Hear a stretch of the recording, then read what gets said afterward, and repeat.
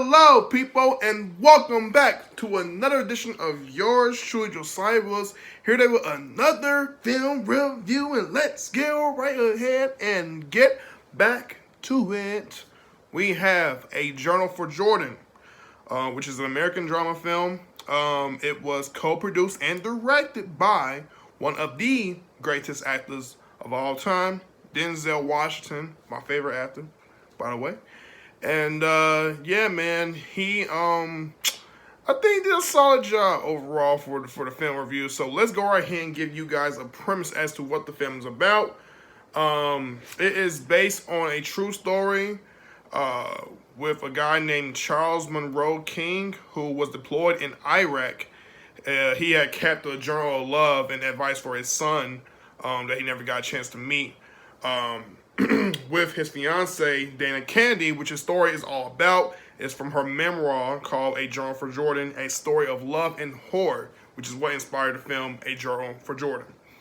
That came out last year in 2021 in December, on December 25th, Christmas Day. And as far as my review, you guys, okay, so I am mixed. I actually thought the movie was pretty good. I actually liked the acting performances of both. Let me shout out to the actors. Sorry, the actors and actresses. Michael B. Jordan, Shantae Adams, Jalon Christian, who plays the little son. The son Jordan. You have Robert Wisdom, who is the sergeant. Kennedy, I believe that's her father. You have Tamara Tooney as Penny Candy, the mother. Jasmine Batchelor as Gwen Candy, Martian Davis as Mike Candy. I believe they are her brother and sister. And then you have Melanie Nichols King, who did The Wire. Shout out to her from doing The Wire. She was known for portraying Officer Noelle Williams. She meant business. But yes, you had David Wilson Barnes as Schaefer, and then you had Gray Henson as Cyril, and many more. So yeah, you guys, as far as I'm concerned, like I said, thought the movie was really strong. I love the highlights based off of the quote-unquote love story that we had to watch and tune in. As far as the runtime, it was 2 hours, so it's pretty long. Everyone's complaining about, a certain long or a length of a running time when watching a film in theaters. Me personally, that's not my concern. I'm not too critical about watching so much of a long movie. I ain't gonna lie, there are times where we are human, and if we get tired, we get a little exhausted with our eyes being washed over, and then we get a little sleepy. I ain't gonna lie. Sometimes I have, occasionally, slept in the theaters. I might go front on you guys, feel me? But as far as the Journal for Jordan goes, did not watch this film in the theaters. Instead, I watched it when it appeared, I believe, on B-Flix. Not too bootlegged, but it was a bootlegged version, and then I watched a clearer version the next time around to give this film a review some decency and order. You know what I'm saying? Having watched it clearly. And let me just say this. Acting performances, strong. Highlightable screenplay, pretty good. You know what I'm saying? Shout out to Virgin Realms for the written script. There was some issues regarding the focus of I would say the plot in regards to the main story. We all know what the premise of it is. Did it capture it well? Is a question.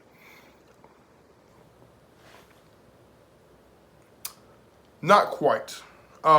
Reason being, it had moments where it left me confused. The story may have been a bit long and focusing on the emphasis between Michael B. Jordan and Shantae Adams' characters, respectively, just really bonding and getting themselves close so much that the story's about the son, but they made it to where it was more about them. And it's not that, we're not fans of romantic, drama films that have little springs, deuces of comedy in there.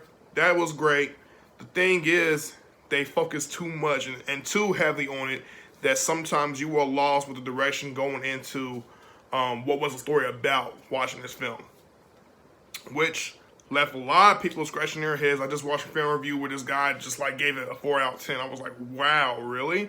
I didn't think it was that bad, and I'm not necessarily that negative. Honestly, I thought it was good. You know what I mean? I actually did enjoy it, and I was emotionally invested. And I ain't gonna say I had a tear coming by my eyes or I got cried or I was crying about to watch the movie, but it did leave me almost like visibly emotional because you know you get sucked in right into the character development and all the experiences, the ups and downs they had to go through. Where she called him out on one scene during the occasion. I'm not trying to spoil anything, but I'll just say that she went off on him. You know what I mean? And he was chill. He was humble. He was very just you know open to listen to what she had to say, and then when he had to retort, he did it respectfully, and that's what I like about you know his character. His character was very gentleman-like. Shantae did a wonderful job portraying Dana Candy. Brought her life based off of the actual Dana Candy herself, and yeah, it's not necessarily bad. Like I said, the way I'm feeling it, I like the scenes. Not in regards to the scenes where they get intimate. So, oh my god, like I love it, love story. But no, it was the way they paced it out a little bit. They paced it out good and sometimes a little bad. The reason why I say bad is because they didn't emphasize more about Jordan. Okay? I want to see Jordan more so because it is based on him. It just showed too much of Michael B. Jordan and Shantae Adams. Not to say that I was getting tired of seeing them, but it lost me in the moment of engaging towards the story. So that's the one critique I have about this film. Other than that, entertaining, man. I'm sure it's going to be a classic some down the line. People are going to talk about this movie as time will go on and be like, you know what? I enjoy this movie. It's one of my favorite movies of all time. Then you got those who will be negative and will talk about, oh, well, they didn't do this right, or oh, it was boring at times, it was a little stale, or it was a little too calming and relaxed, and I want to kind of like get a groove for find some energy into it. And then, you know, in some cases, those are true points. Those are very big points, and that's what's going to highlight about this film. But if you're not too critical, and then you can be a judge for yourself and enjoy it for what it is, and if you can relate to it in some cases, then it'll be for you. If not, well, take it for what it is. But in the meantime, what I do need you guys to do me a quick favor. And by the way, let me go ahead and shout out to all the actors and actresses.